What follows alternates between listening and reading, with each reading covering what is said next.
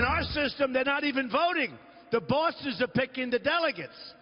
And it's a very bad thing. Despite all of that, you know who's going to win? We're going to win. We're going to win, despite all of that.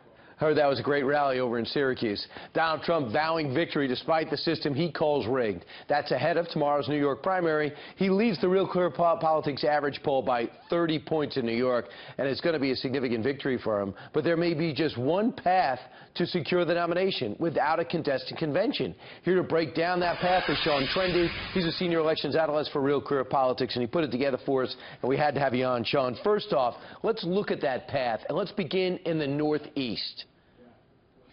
You know, Trump's had a bad month. He's only gotten about a quarter of the delegates since this became a three-man race, but things are going to turn around for him in the next couple weeks. We expect him to come pretty close to sweeping the delegates out of these northeastern states, places like New York, Rhode Island, Connecticut. That puts him a little bit over 1,000 delegates, so about a 200-delegate shortfall. And if you're listening on the radio, you have Pennsylvania, West Virginia, Rhode Island, and New York and Connecticut, all colored must-win states for Donald Trump. That's in red. Now let's move over to the Midwest. You say this is the pathway for Donald Trump, and these are the must-win. Indiana likely to win, and it's a must-win, but he doesn't expect to do well in South Dakota and Nebraska. That's right, and part of the problem is that South Dakota and Nebraska are winner-take-all states, so even if he only loses by one vote, he loses all the delegates there. Indiana's an interesting case because demographically it's not that great for him.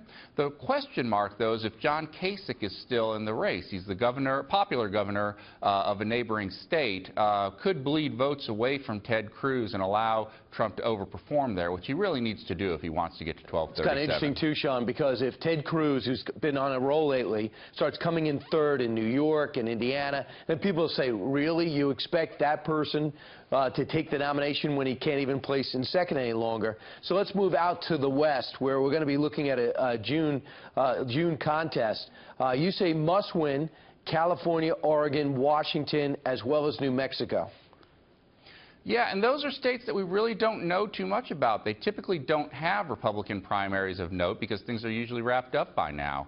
And what's really interesting is California awards almost all of its delegates by congressional district. And so this race is actually going to be decided by the 3 or 4 Republicans in Nancy Pelosi's district or whoever votes in a Republican primary in Watson-Compton, which is kind of a fitting end for this process, I think. Unbelievable. It's such a diverse state. They're going to focus on different areas and try to maximize their fundamental support. Sean Trendy, making it simple. Thanks so much, Sean.